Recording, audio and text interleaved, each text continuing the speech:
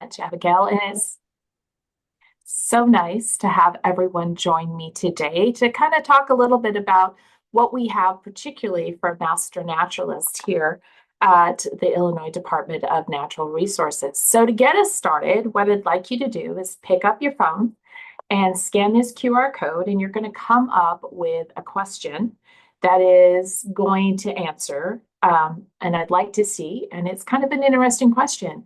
Nature is like. So I'll put that there for just a second and give everybody a chance to see and pull that up. Don't worry, I'm going to continue on with the slideshow really quick, but that QR code will come back up if you missed it the first time. So, as Abigail said, my name is Lorna Shuman. I am head of the education department here at the Illinois Department of Natural Resources. And the education department here is specifically very focused on what we can provide for educators. And when I talk about educators, I'm not just talking about formal classroom educators. I'm also talking about non-formal educators like all of you, Master Naturalists. So as I had with the QR code, I had that you guys were starting with a survey that nature is like. So choose your particular movie on here that speaks to how you feel about nature. And we'll see how our results are. So I'm going to go ahead. Cool. This is looking really good. If anyone kind of get an idea of how everybody feels about nature, I'm not surprised that river runs through it is one that a lot of people are kind of gravitating towards.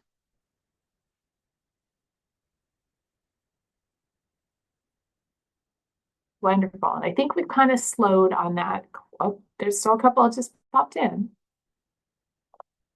I like to always try and give people an idea of like how they feel about nature. What is it like to them personally? And that's really important for us to be able to understand because we as educators have different experiences than many of the people that we're actually talking with or even working with. And sometimes we may not. So it's kind of cool to see. Most of us find it more peaceful for us. It seems like we have a few that think it's like a box of chocolate and a few that think that they're up for the challenge. So let's go. So nature can be a lot of different things. Whoops. And what I'd like you to do is, have you ever been to an ENTICE class? So this is going to be a Slido. It's going to allow us to see some information. I'm hoping it works. I haven't used this particular one before, so we'll see. So go ahead and give this. I want to kind of get an idea how many of you have actually ever been to an ENTICE class. And it's perfectly fine if you haven't. I just want to kind of get an idea of it.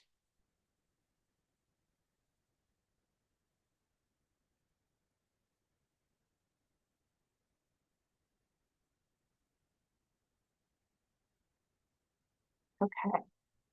So cool. It looks like the majority of us have not. Kind of getting those answers in through here. We'll do one other Slido in through here, but we'll also be using the chat. So I'm planning to do a few little interactions with you today. And I know some of you have joined us because you want to learn about what ENTICE is, which I will tell you all about. It's an exciting way to learn more information. Okay, great. So the majority have never been to ENTICE class. I'm so excited to help you understand a little bit more about ENTICE. So ENTICE is always capitalized. The main reason is because it's an acronym for the Environment and Nature Training Institute for Conservation Education. This was created by the Illinois Department of Natural Resources. It's been around over 25 years, so it's been around for a long time in varying degrees of how it actually works. It is a professional development workshop for teachers and also for non-formal educators. All of those groups can get different hours through that for continuing ed if they'd like. If any of you, since most of you have not been in our classes, This is our brand new website. We just updated it in April this year. We have been going on an old website for registration, and this is where you can go at enticeworkshops.com to register for one of our classes and look at them and helpfully learn more. It is pretty easy to actually do this. As I said, the workshop is including non-formal educators, and the yellow I highlighted there is for other educators. And I would say anywhere in any class, it varies. We get about 20 to 40% of the people who attend our Entice classes come as non-formal educators. And non-formal educator not only includes Master Naturalists, it also includes some Master Gardeners. It includes people who work at nature centers and in parks and forest preserves, people who are not in a traditional classroom. And for anyone who also happens to be part of other areas besides the Master Naturalist, our classes also are used for certificate hours to keep certain credentials updated. So for classroom teachers, it's for their professional development to re-register and keep their teaching license. For non-formals, many like the Museum Association, the National Association of Interpretation, and Master Naturalists all allow the hours that you do with us to count as part of your continuing education. So what exactly is this? These are workshops that generally happen from 9 a.m. to 3 a.m. on Saturday during the school year, and in the summer on Tuesday through Saturday. We offer about anywhere from 36 to 40 classes. They're scattered throughout the entire state, and they are mostly in person, and they have traditionally been in person. We are going to be doing a few online virtual ones starting this next year, which will only be an hour and a half. But on these, they are hands-on activities, outdoor, working with resource professionals, 6 hours, and the total cost for one of these classes is $11. It's almost nothing. Really, when you think about what the value you're getting, and there's going to be some more information I'll give you about what actually you'll walk away with. These are some of the quotes from our evaluations that we have had. Science was always my least favorite subject, but the session was fascinating and inspiring. Best professional development I've ever had. That one particularly came from our Entice class this last weekend called Cave Life, where we spent 2 hours underground in a cave. Also, lots of other people have really shared their opinions about what has happened.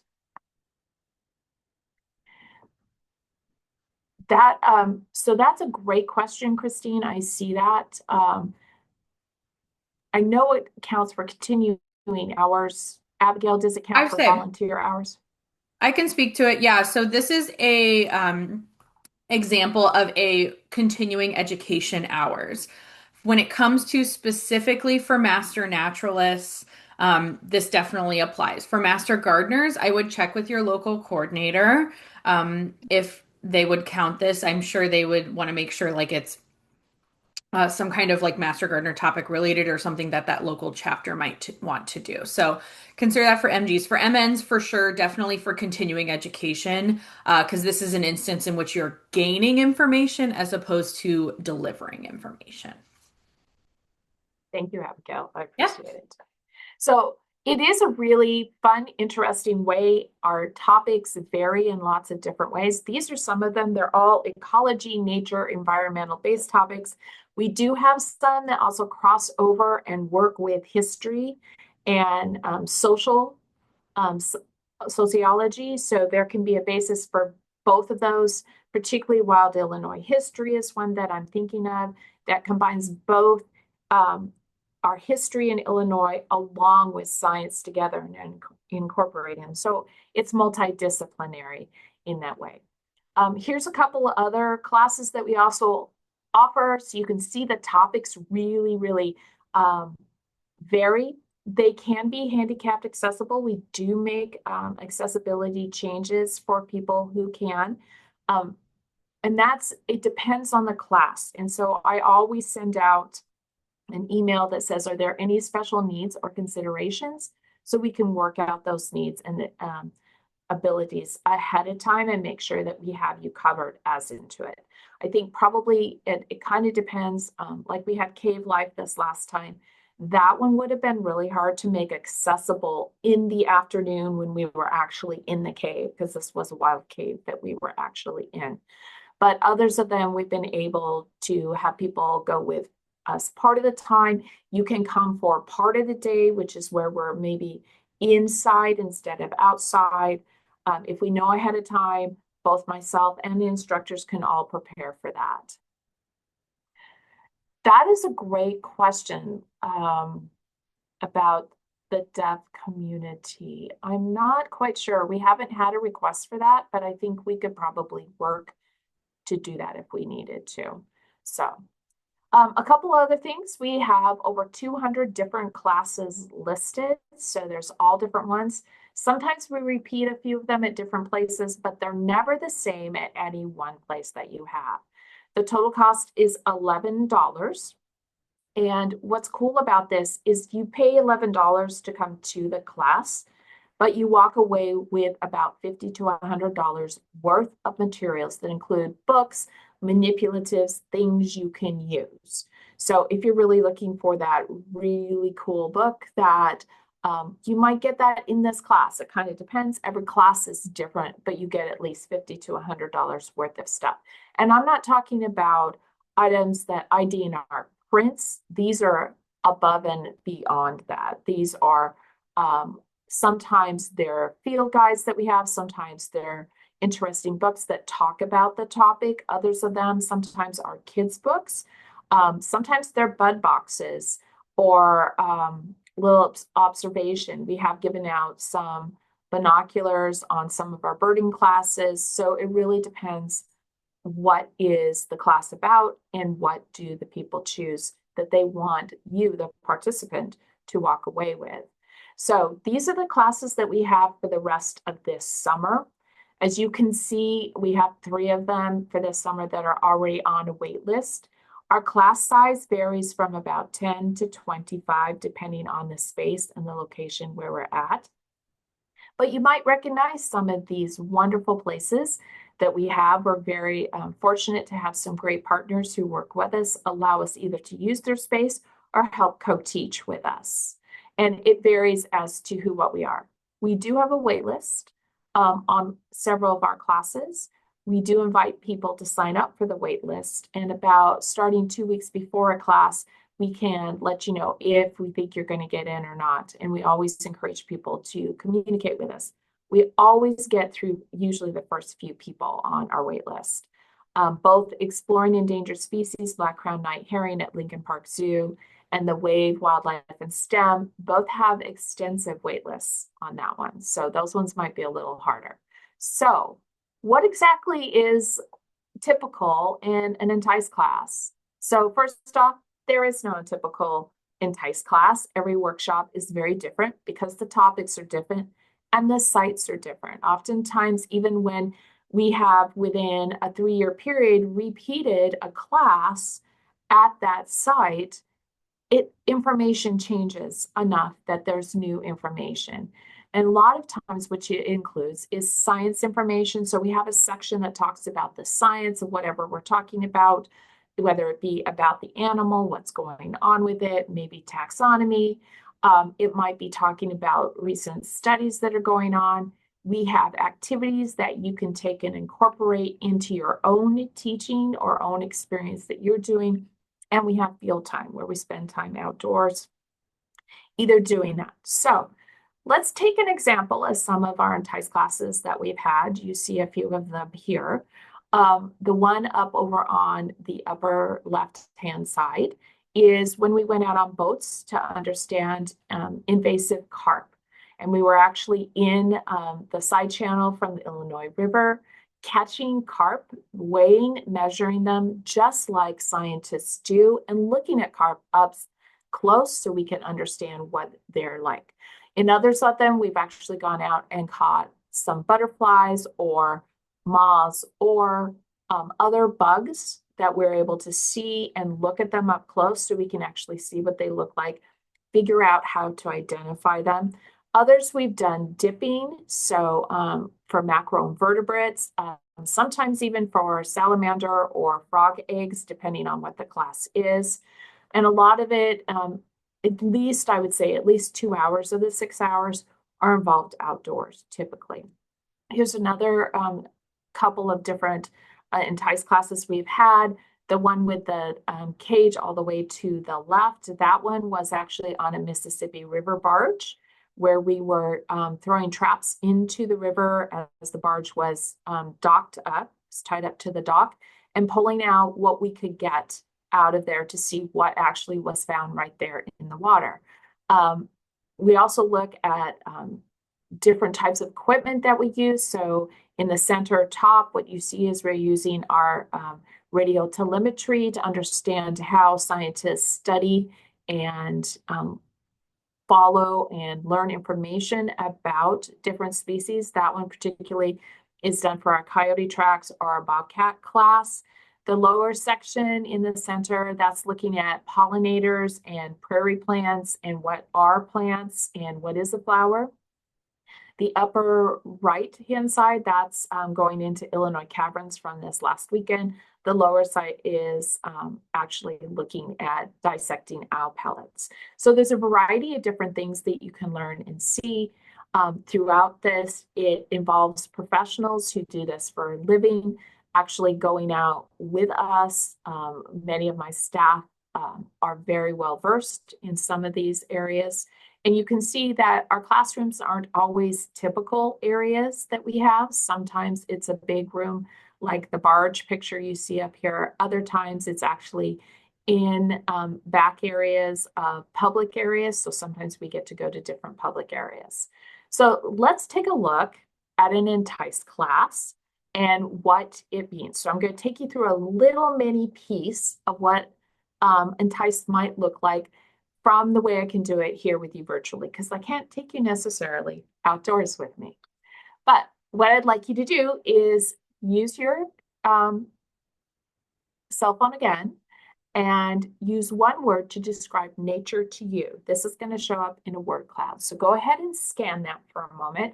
If someone doesn't have that ability, you can put it into the chat here, and I can put it in for you if you need it.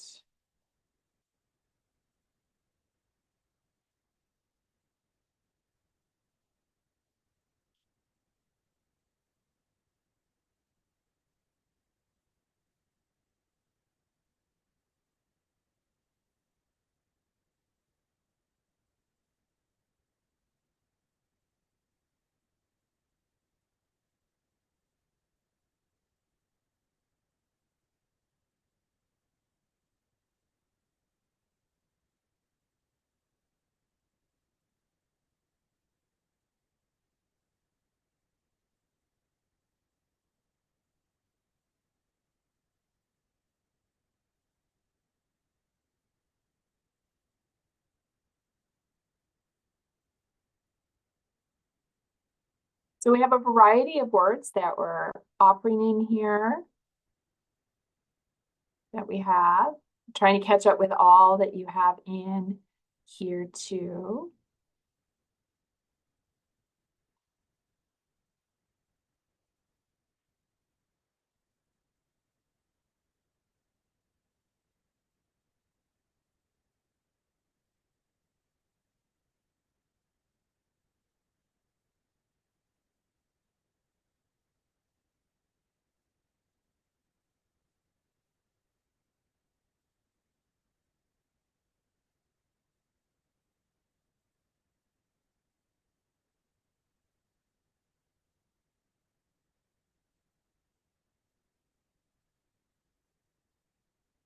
And I'm just adding the ones that came into the chat real quick. Hopefully I get them all. There were quite a few. All right. Well, good. So we can see we have quite a few in through here that tell us different ways. A lot of people feel it's essential, it's interesting. So it gives us an idea. And I wanted to take us through that word cloud. So we can kind of see the way a word cloud works is the larger the actual size of the word is, the more important it is to people. So sometimes, though, because we all have chosen to be involved in nature, it's hard to understand that nature doesn't mean the same thing to everybody. In fact, nature is actually defined by experience, generation, where you live, cultural backgrounds, and beliefs. In fact, sometimes we forget that a flower growing out of concrete can be nature. And oftentimes when we look at our urban areas, we think, there's no nature there. But there is nature. There's nature all around us, every day, everywhere.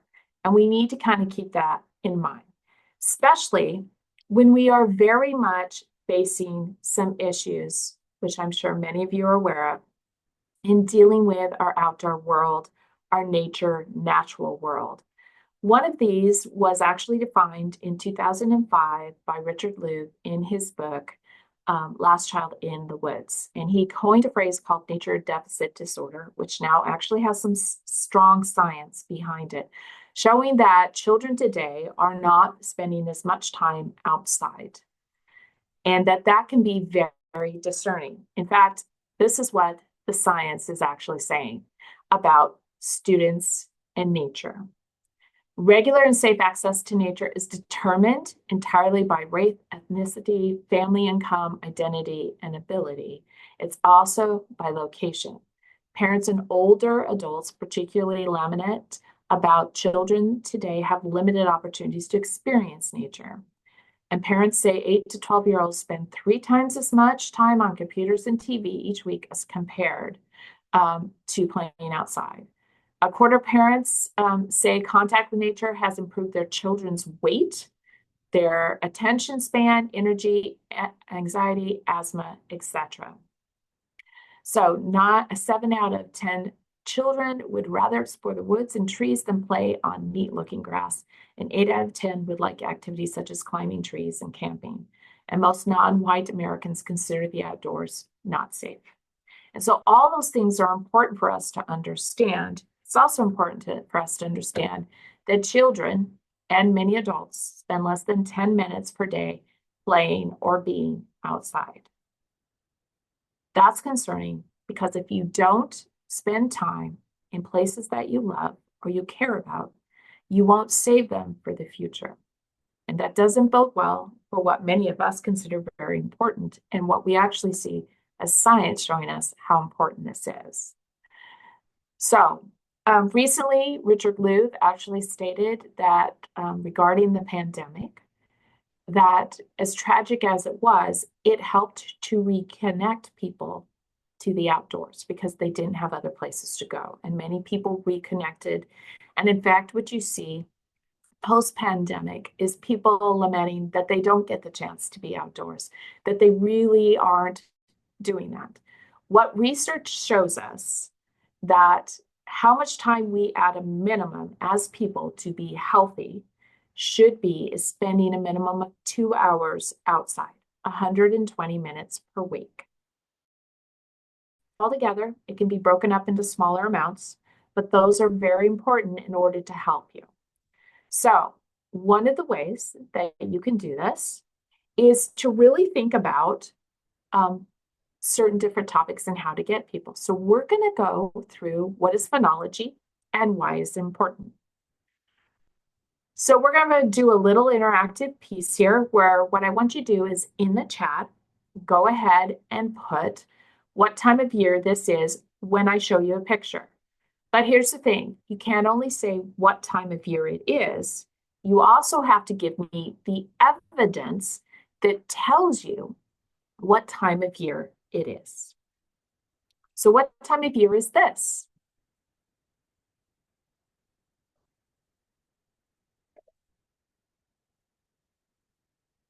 So this is where you put into the chat and tell me what you think. Okay, so we have late summer because rattlesnake master, summer evidence of blooms, the wildflowers. Awesome. You nailed this, guys. I'm not surprised. This one was pretty easy to be able to do.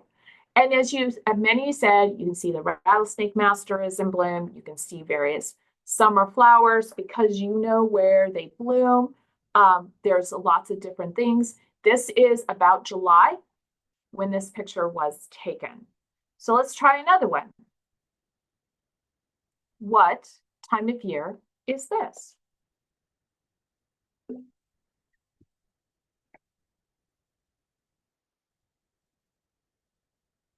Okay, so we've got autumn, we've got fall, color of the trees, changing but still on the trees. So we're thinking it's early fall. Awesome. Oaks still have some leaves. Awesome. You're all being very observant. Good job. You're right. It's fall. Okay. What time of year is this?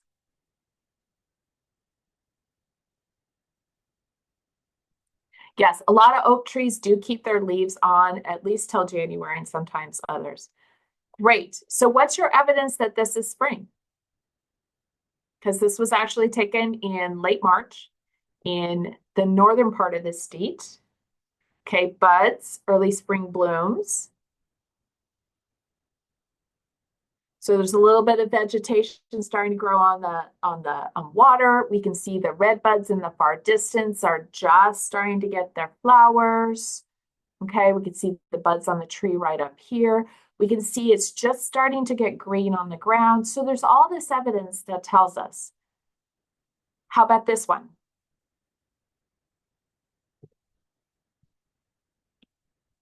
Okay, winter, snow. And yes, this is January or freaky weather. It could be that too.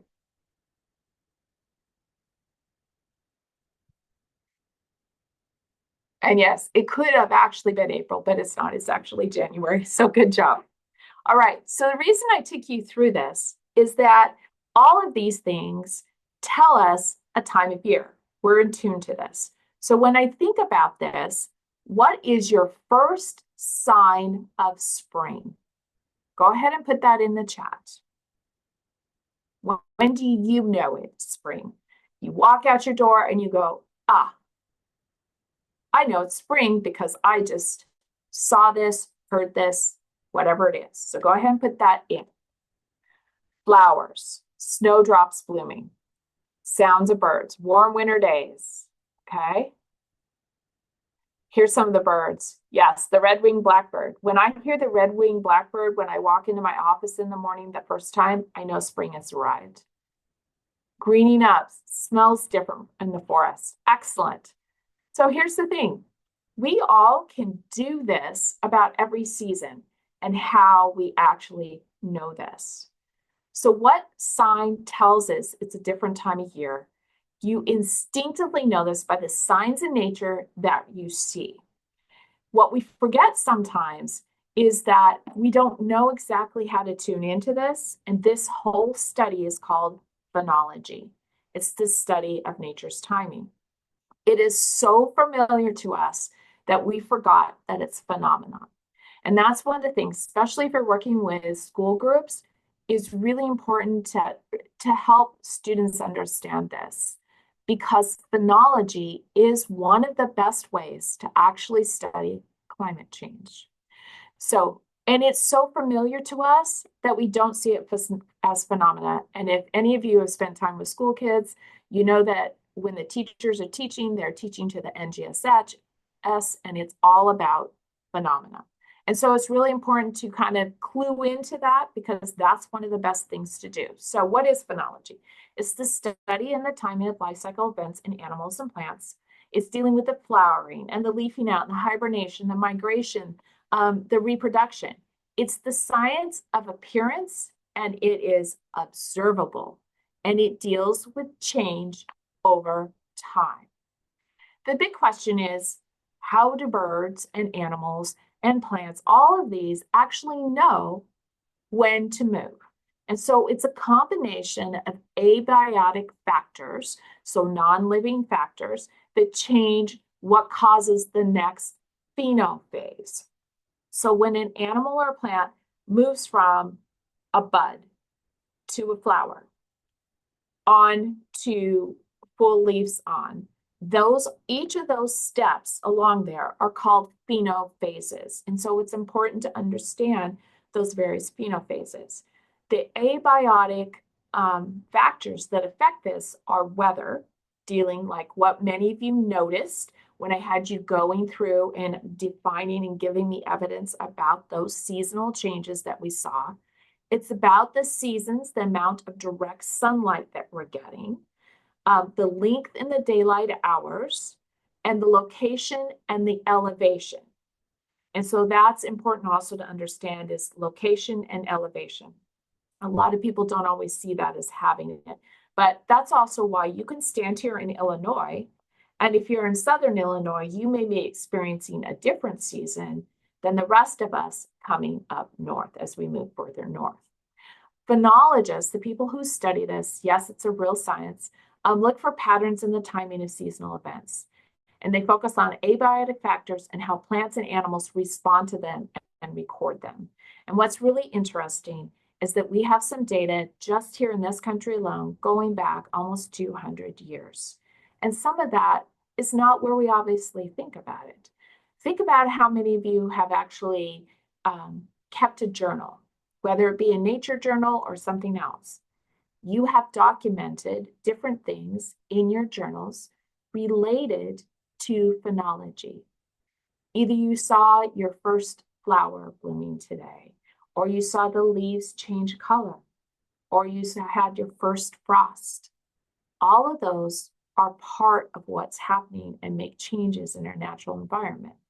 And because people have been writing about those in their journals for a long time, we have a record according to days when the first of events started happening. And because we can go back through records of people's oral histories, their journals or written documentation that we have, we can show over a long period of time when different places were actually happening. Like when did the redbud first get its buds on? What day was that? And we can measure that through a period of time. In some places in the world, we actually have documentation going back a couple of thousand years, especially with the cherry blossoms over in Asia, in China, and in Japan. They have actual records that have kept that. So they can tell how changes over a period of time have affected that. And phenology phases are generally measured in 20-year spans. However, there is huge discussion between phenologists and climatologists that maybe they should probably match that up a little bit because climate is measured in 30-year blocks and phenology in 20. And so there's a debate on maybe phenology should go to 30. So you see that depending on where you are in the world. But all these things are ways to actually help us understand our natural world, what's happening, and how it's changing. One of the tools that's used for that is called a phenology wheel. And this can be very important to help us understand and use, and you can do it based on seasons, on the month, or even the day. And it's a nice way to either record or draw, as you can see some examples like this, to see changes. And if you do this over a period of years, even yourself, you can see the changes as they happen. So some of the apps that can help you either with phenology or with other things, and they may not seem intuitive, is Budburst and Nature's Notebook. Those are two that are probably pretty easy to notice. Also Globe Observer, which deals with it. And this may sound strange to some of you, but Merlin's Bird ID. All of these can be used to help you understand a little bit about phenology. But they're also good apps that we use a lot of times through what we're doing to help us really focus on helping others learn more. So the people we're talking to. This is not an end all. I know that some of you probably have apps that you also use on your phones. Anyone have a favorite one that's either on here or not on here? Yes, Bug Guide does. They have a bunch of entomologists. It's mainly online on the internet. You just log on there, you send them an email, and they will identify a bug for you. And they're really good about it. Because they're entomologists and they have a special love for bug, somebody on there in the community will identify it for you. So that's what's really cool. Does anyone have a particular app they like to use on their phone when they're out? Yes. Merlin. Merlin's probably one of my favorites. And you can actually use that. And iNaturalist is another great one also. Merlin Bird ID, I actually use that in sound recording to show students how to record over a period of time different places. So if you go out the same time every day and record with your sound recorder for 2, 3, 4 minutes in the same location, and you compare that over a period of time, you can see the changes in the birds that are found in that area. So yes, picture this is really good. There is also a cost for that, which is why not every one finds it accessible. But yeah, so there's a lot of cool ways you can use these apps to get kids involved and get the local people involved. And it's also a great way just to learn. That's one of the reasons why I really like Budburst. Budburst is actually great. They can look at in their backyard. And I actually have transects in my backyard on Budburst that shows like when my red bud blooms or when my coneflowers are blooming or when I'm seeing my different pollinators out. And Budburst is particularly a phenology tool that's really great, but it also has a great ID component to it for plants particularly. So it's really good with that. Great. So I see, picture this, Merlin. Yes, I love, and it's a great way. I wish they had one for frogs though. I can't tell you the number of times that I'm like, well, I think that is, but I'm not sure on my frogs. But what else do we have that can help you with that?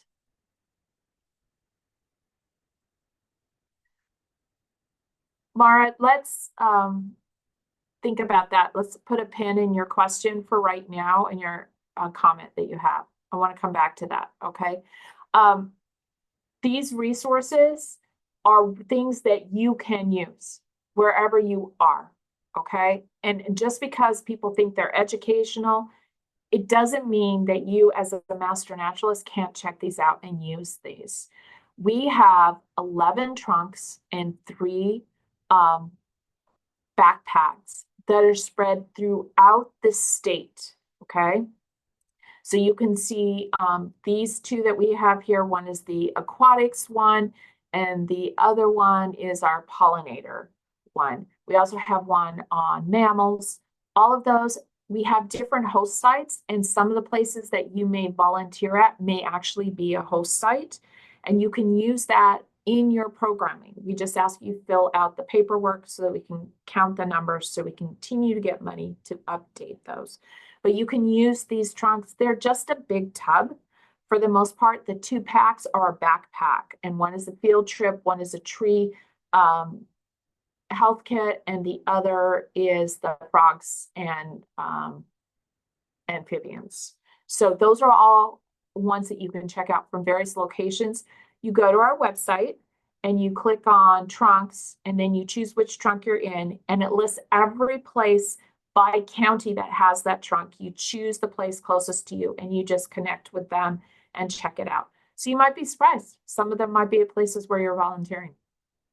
Publications, these are great ways to really help you. We have over 60 posters on native species of Illinois. The front is usually a picture of the different species. Some of them are more like the Illinois subnivean zone to the right here. And on the back, it has information. We have over 30 activity books that you can download and print out and use bits and pieces of those. Some of them are also in Spanish, so you can download the Spanish ones.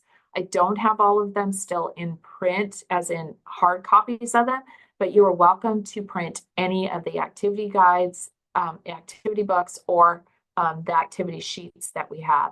And you can use those and put those out. Okay, so that's something else that can help you in a little ways. This is our main website. You can Google IDNR Education. It will also get you there.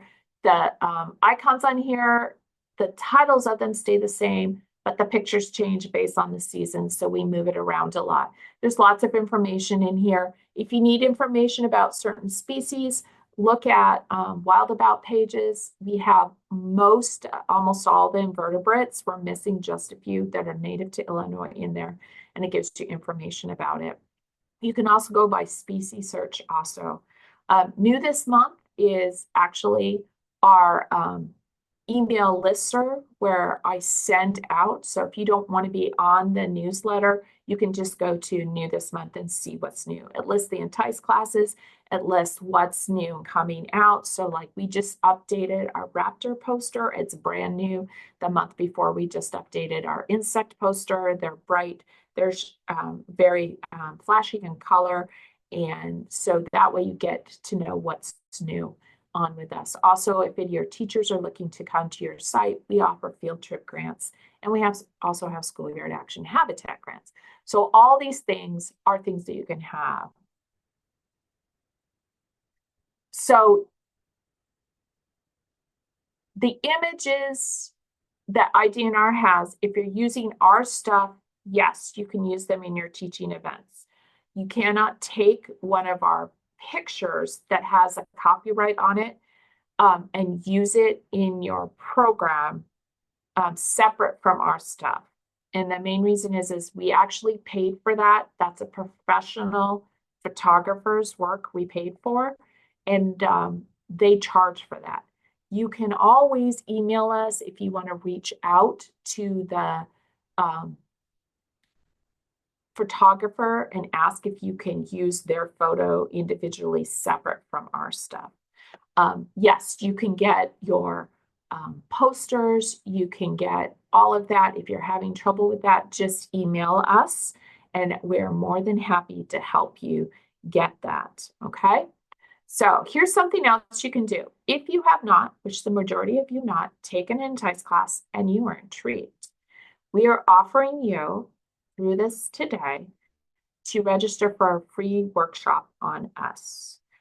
Just use the QR code, or you can actually email me and say you were at this and I will send it to you. But no, you need to have not been to an Entice class before, or at least since 2020, since pre-pandemic. And then we will enroll you in the class free of charge. So Sarah is the person that I have. It's not transferable or refundable. Just know that. Okay. Mara, back to yours. If you're having trouble getting it, is it probably because your picture is too large, is what I am assuming? Are you not finding them? Okay. So you need to save your picture down smaller to a less heavy bite size so that they can see it. You can also send in descriptions of what you have. Sometimes what you can do is do a little snippet or save it as a web picture too. Okay, so I hope that helps. If you need more help, email us. We can help you get there. Questions, because we are almost at our time here. I want to give some time for questions. Just remember, all of us, we're dedicated to nature and our souls really hunger for those wilds. So yes, indicator, hold on, I'm pulling them up. We have one coming at Roxbury's in the fall, which is Fungi Among Us, and that's September 26th. So that one is a really cool one. That's with Alicia Knutson. She is a micrologist, so it's really cool. She loves fungi. That's what she really drives. She also teaches for us some other things. Thank you, Abigail, for putting that in for the workshop schedule and registration. I just sent out an email this morning with the list up through the end of September, but we run classes from mid-January through mid-November, and then we take a break. So Um, that'll give you an idea. Any other questions? And I'm going to stop sharing.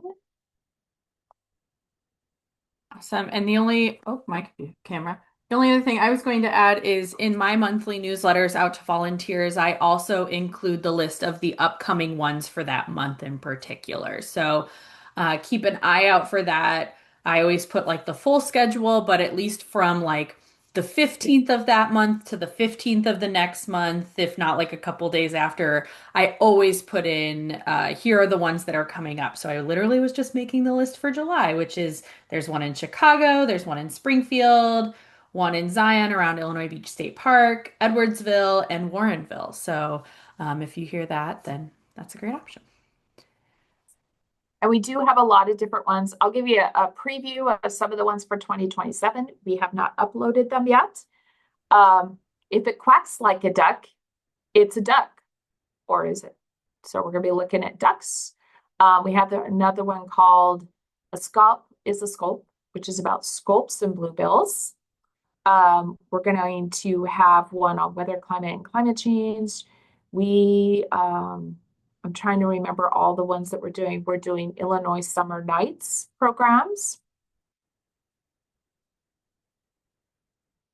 Oh, great question, Patricia. So just email us at dnr.entice@illinois.gov. I'll put that in there. And there we go.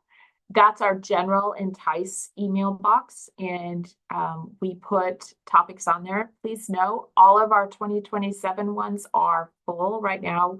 We'll start working on the 2026 in about January. That's usually when we start working on them.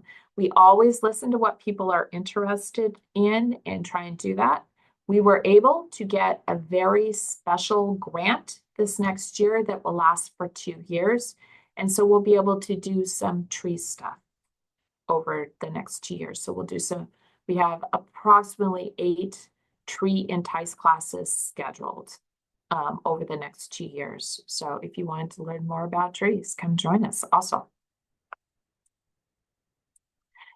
Yes, there will be. I don't have the full list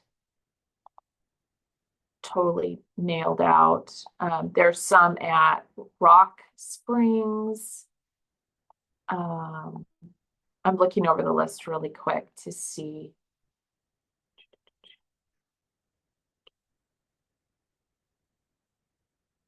We're also over in Springfield. We do a few in Springfield. We're actually doing a birding one in Springfield. Got some all the way down south at Cache River this year. We were away from there for a year while they hired a new person, a new natural resource coordinator down there. We'll be at Kennecott Environmental Nature Center, which is in Danville. To the other side, Anita Purvis, which is in Urbana, will be up there.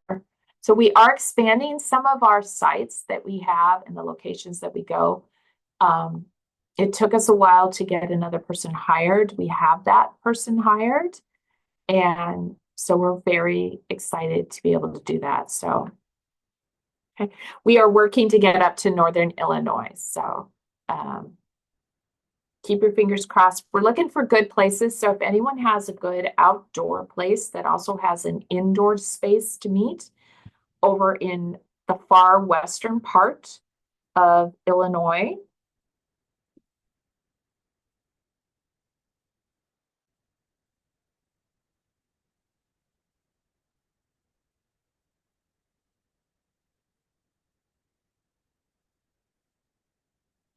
Okay, sorry about that, guys. That kind of my whole Okay, I screen think went black. you got a couple of really good suggestions in here. Yeah, these are really awesome. Definitely keep them coming if you're like, oh, I'd love to see it around here. Again, just for Lorna's consideration, just keep in mind that it also has to be a good site for educational programming. So we'll keep that, she'll keep that in mind, but yeah. Okay. No, and that's always really good. We have been looking at Rock Cut in Chevenot, just so you know. Starved Rock, we do go there. It all depends on when we can get in there. We usually try and do one a year, and I do believe we have one at Starved Rock. So Bloomington Normal, Anita Purvis. That's why we went kind of. No, there's one up in Bloomington we're trying to get into right now. So Beach Park, Pitcher Park, cool. These are all wonderful, guys. Thank you. I appreciate you sharing those very much. I'm snipping those so I can save them real quick for us. Any other questions that somebody might have?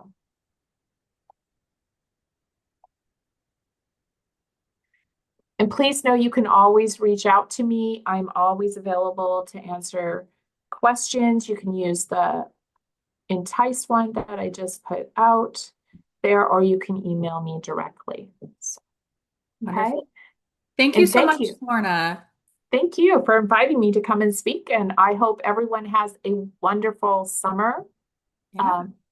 And question, yes, we will be back at Bolo Bog when they rehire the natural resource person there. Wonderful. Well, and if you liked what Lorna had to share and you want to learn about a little bit more, she is giving a presentation at the doing one of the breakout sessions at the Master Naturalist Conference, October 15th and 16th. She'll be talking about phenology and climate change, a little bit more in depth. And so if that's an interest of yours, definitely mark your calendars for that. Registration isn't out yet, but once it is, trust me, you'll know.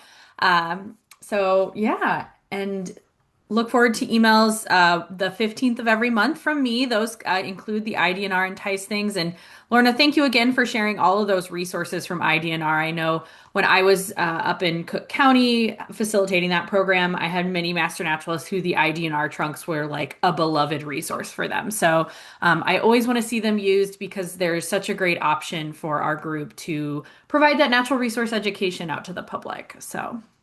Yes, most definitely. And we are working to